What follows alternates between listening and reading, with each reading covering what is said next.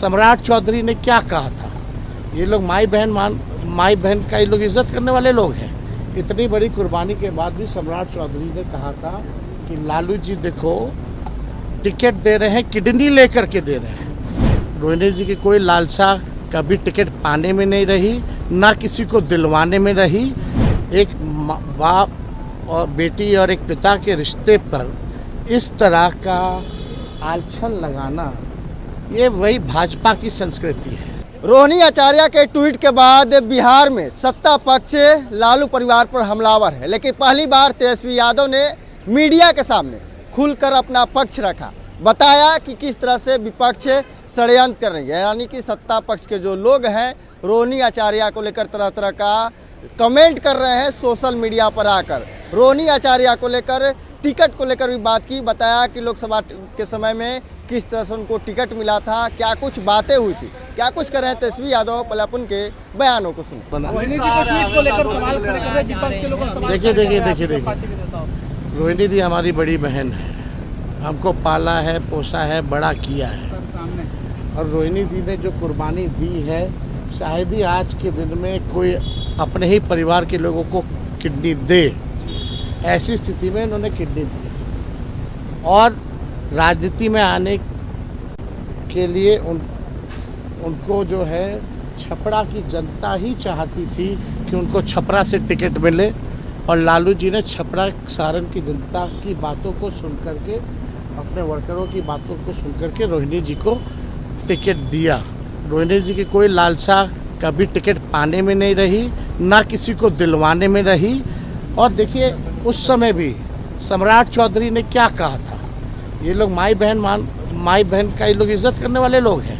इतनी बड़ी कुर्बानी के बाद भी सम्राट चौधरी ने कहा था कि लालू जी देखो टिकट दे रहे हैं, किडनी लेकर के दे रहे हैं। एक बाप और बेटी और एक पिता के रिश्ते पर इस तरह का आलछन लगाना, ये वही भाजपा की संस्कृति है। और अभी भी रोहिणी दी पार्टी को मजबूत करने में और शुरू से ही हमको आगे बढ़ाने में उनका योगदान रहा है।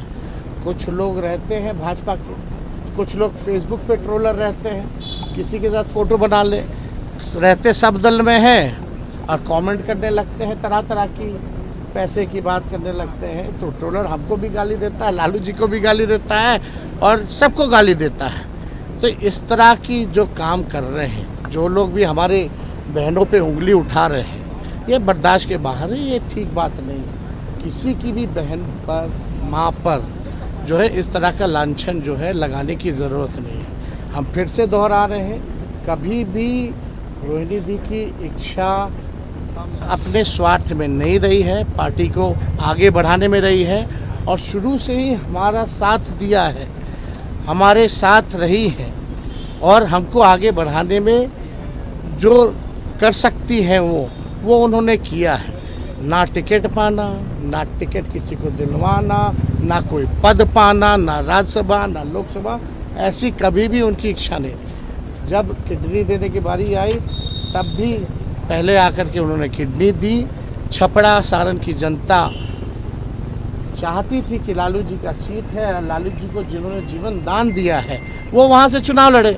अब तरह तरह का लोग हर जगह बैठा रहता है, उल्टा कमेंट करने लगता है। तो उससे हमको नहीं लगता कि हम लोगों को उस पर ध्यान देने की ज़रूरत है।